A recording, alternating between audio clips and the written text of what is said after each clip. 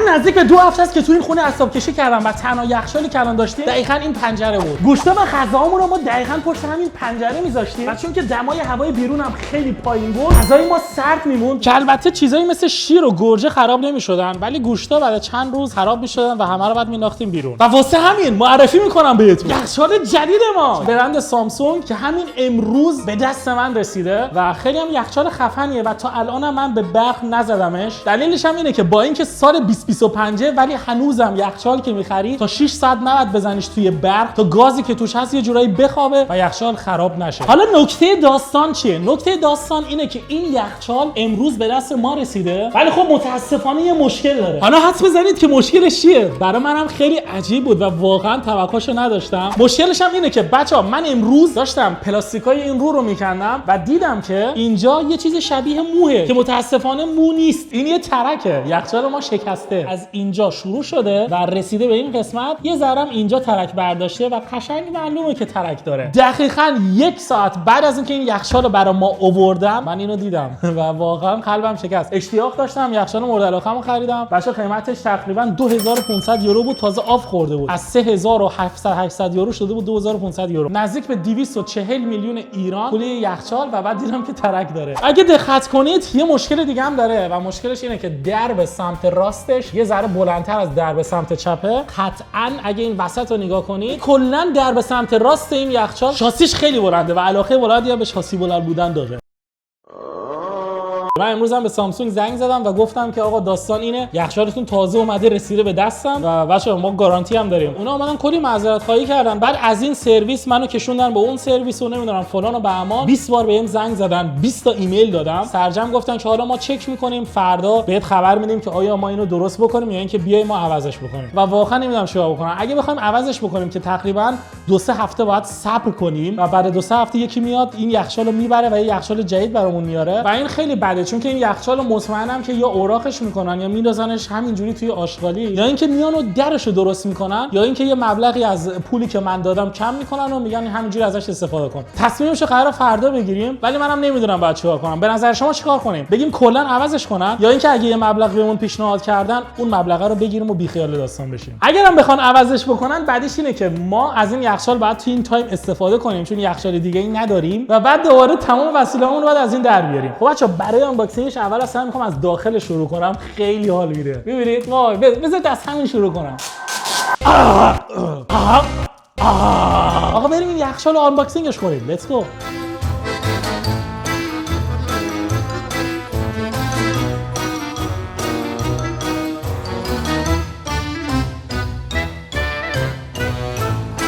بچه‌ها این الان بعد از کاری که شما دارید می‌بینید قبلش اینجوری بود. من واقعا دارم تعجب می‌کنم که یه همچین یخچالی بچه‌ها نگاه کنید چقدر پلاستیک توش به کار رفته. همه اینا رو بسته‌بندی کردن تمیز و همه جای این یخچال هم پر از پلاستیکه. یعنی واقعا پولی که از آدم می‌گیرن به نظرم واقعا حلالشون باید باشه چون که فرض کنید همه اینا رو تولید کردن و علاوه بر تولید همه رو بسته‌بندی کردن شیک گذاشتن توی یخچال که آسیب نبینه و حتی نگاه کنید رو دیوارهاش هم پر از پلاستیکه. با اینکه علاقه زیادی به آنباکس کردن داشتم ولی واقعا حوصله‌ام سر رفت. و به اینم از یخچال ما. بچه‌ها ما تقریبا آنباکسینگش کردیم و تمام این پلاستیکایی که دارید می‌بینید همه رو ما از داخل این یخچال آوردیم بیرون. حالا بریم و وصلش کنیم به برق. لیتس گو. آقا برای اینکه اول از همه بخوایم به برق وصلش بکنیم بعد یه ذره تکونش بدیم. اوکی بچه‌ها به برق وصلش کردیم. دره چرا باز شد؟ درش اتوماتیک باز شد. بچه‌ها اینم از یخچال ما و همه چیزی شما تنظیم کردیم. 3 دلیل داشت که من یخچال خریدم. دلیل اولش اینه که روی خود یخچال یه دونه تبلت هم هست و خیلی خفنه. آدم خیلی راحت میتونه اینجا کاراشو انجام بده و به غیر از اون یوتیوبر مورد علاقه‌شو نگاه کنه. و چنلش رو حتی سابسکرایب کنه. دلیل دوم اینه که وقتی که درای بالای این یخچال باز می‌کنی قسمت بالای این یخچال کلاً یخچاله و پایین این یخچال فریزه و این خیلی جالبه. معمولاً یخچالای ساید بای ساید دیگه سمت راست کامل یخچالن و سمت چپ کامل فریز. خب اینجوری به نظرم خیلی دلبازتر و خفن‌تره. و دلیل سوم دلیلیه که مخفی هم هست.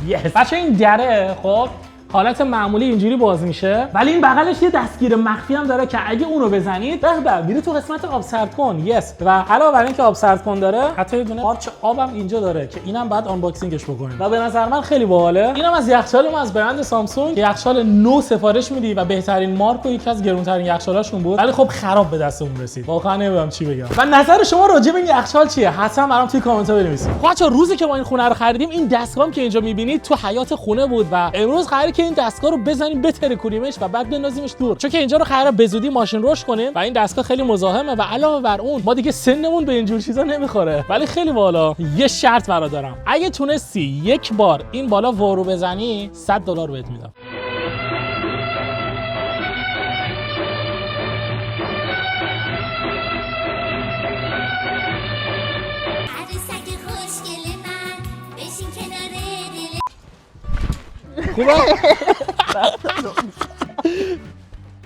خوبه؟ برو نمیتونم.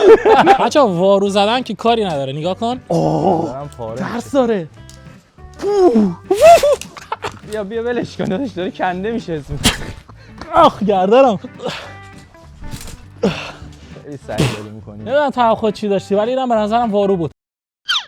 استعداد من توی وارونه زدن نیست. میدونی استعداد من تو چیه؟ تو خراب کردنه.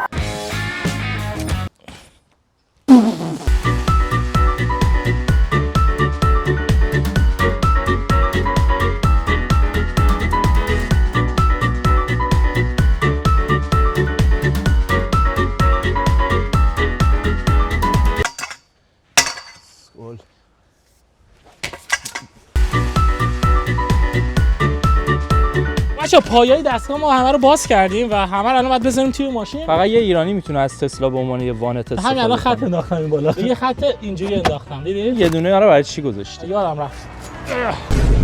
اون اصلا اونجوری نیست که. ببینم تو چیکار می‌کنی.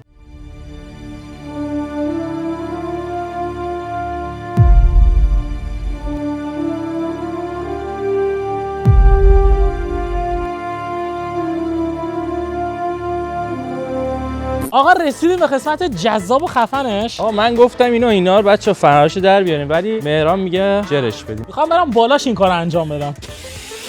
اوه بپا.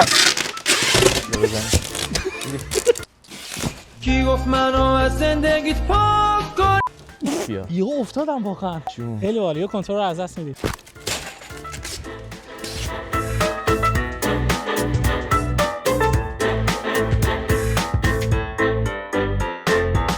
خب بچه‌ها ما رسیدیم به یه قسمت خیلی خیلی خیلی جذاب. ببینید بچه‌ها ما این دستگاه کلا همه چیشو باز کردیم تا اینکه رسیدیم به پایین این دستگاه و پایین این دستگاه رو خودتون بیاد ببینید. نگاه کنید بچه‌ها، تک‌خال جوش خورده همه جاش، دیگه هیچ راهی نداره. تنها راهش اینه که ما با این دستگاهمون این تجهیزاتی که این پایین می‌بینید رو تیکه تیکه کنیم، هیچ راه دیگه‌ای نداریم.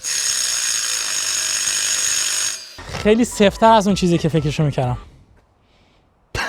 ما همه چیزو جمع کردیم و همه چیز تکمیله. فقط تنها مشکلی که داریم اینه که اینجا همونجوری که بهتون گفتم جوش خوردن، از هم جدا نمیشن و با این فارسی بوری که ما داریم هر کاری کردیم نتونستیم اینو درست فش کنیم. این دستگاه بچا اصلا دستگاه خوبی نیست و این آهن هم یه ذره ضخیمه، واسه همین نتونستیم اینو از هم جدا کنیم. ولی خب تا الان تمام آتش‌خاله‌ای که اینجا دیدید ما اینجا سوار ماشین کردیم که البته من این رو باید ببندم و امیدوارم که دیگه بیشتر از این خط نندازه روی ماشین که اگه انداختم فدا سرتون. بچا از این زاویه هم ببینیدش، هر چی که داشتیم و نداشتیم سوار ماشین کردیم. بریم اینا رو بندازیم دور، یعنی بعد بریم به شهرداری تحویلشون بدیم و دور انداختنشون مجانیه. یه جوری یه روز دیگه بعد با این دستگاه خیلی بهتر امتحان کنم که بتونم اونو تیکه تیکه کنم و اونم بندازیم دور. البته همین الانم اگه تیکه تیکهش می‌کردیم فکر نکنم توی ماشین جا می‌شد. خب بچا اینم از آشغالایی که ما امروز بعد همه رو بندازیم دور. دقیقاً پشت سر اومدیم شهرداری، اینجا میتونیم آشغالا رو بندازیم. بذار من توضیح بدم. اینجا تو آلمان خب کلا تو اروپا نمیتونی آشغالاتو بندازی سر کوچه، نون خوشگلی هم نیست سر کوچه و اینا. بعد جدا مثلا آهنا یه کانتینر داره، دقیقاً پلاستیک یه کانتینر، چوب یه کانتینر.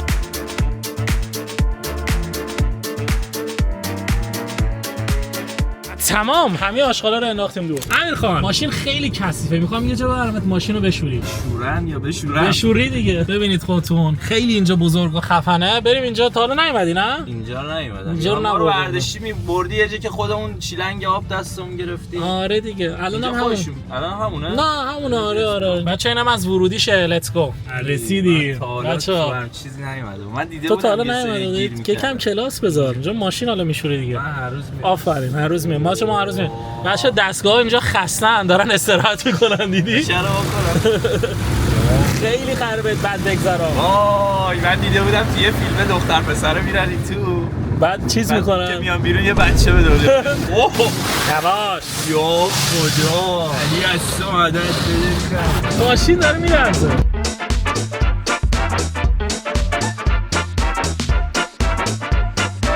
خب بچه ها منیم تو قسمت خوشگاه. بذار این برام باز کنم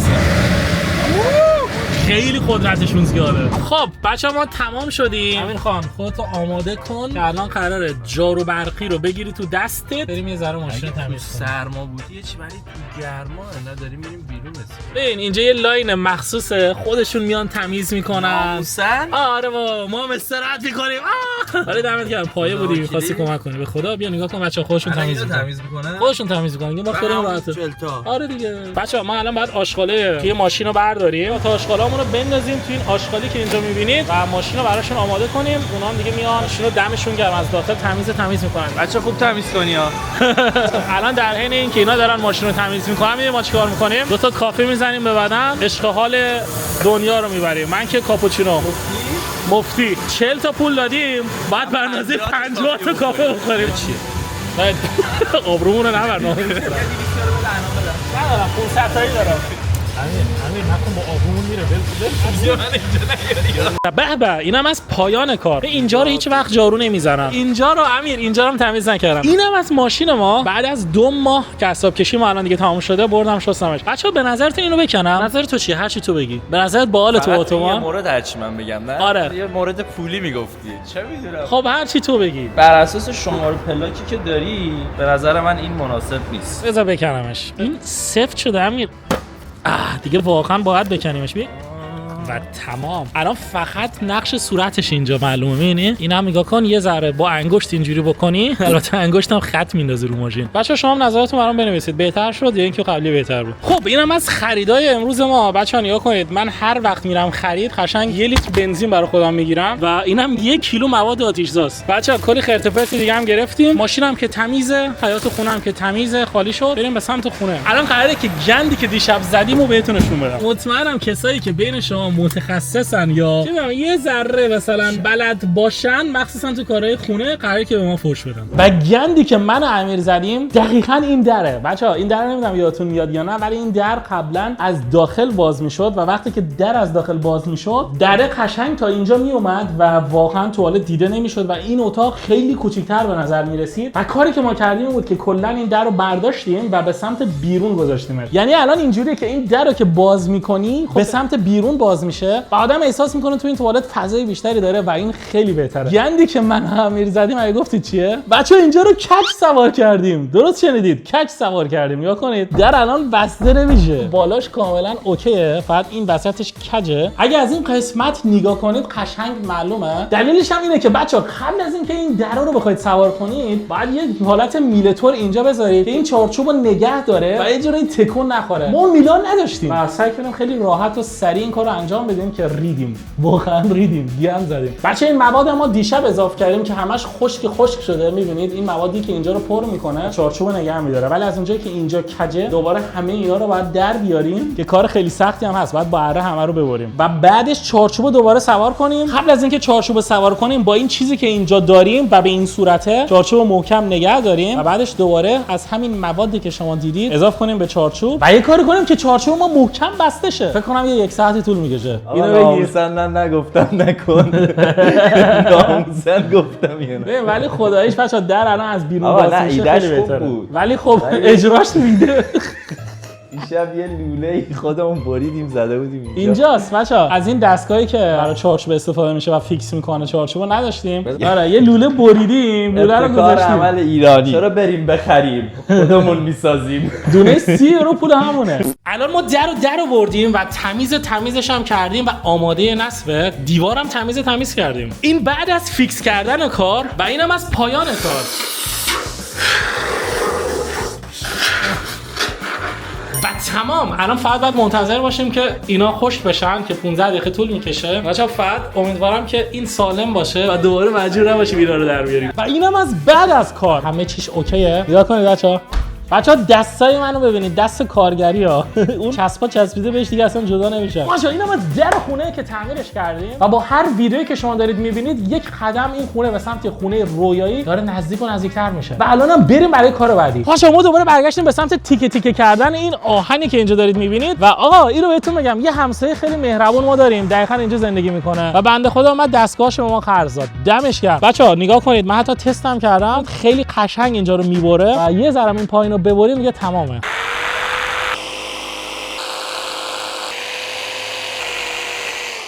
خدایش سب بده امیر. بچه‌ها ما اومدیم اینجا رو خب کلا بریدیمش، بعد آهنه از اینجا جدا شد. الان دیگه خیلی راحت‌تر داره در میاد. آره پتومت واقعی. تمام. یس الان اینا دیگه تو ماشینم جا میشن. ترامپولینی که ما برداشتیم خیلی خفن شد و واقعا به نظر من اوکی. فقط اینجا باید یه ذره چمن بکاریم که البته الان نمیشه، الان دیگه زمستونه، یه ذره چمن بکاریم، یه ذره باغچه رو خوشگل‌تر کنیم و که اینجام سرسبز بشه دقیقاً مثل این و به زودی قراره که اینجا یه در درست کنیم که حتی ماشینم بره داخل. فقط سوال من اینه که بچه‌ها برای این پارکینگ براش یه سقف هم درست بکنیم دقیقاً مثل اینجا یا نه. این ایده رو میسپارم به شما.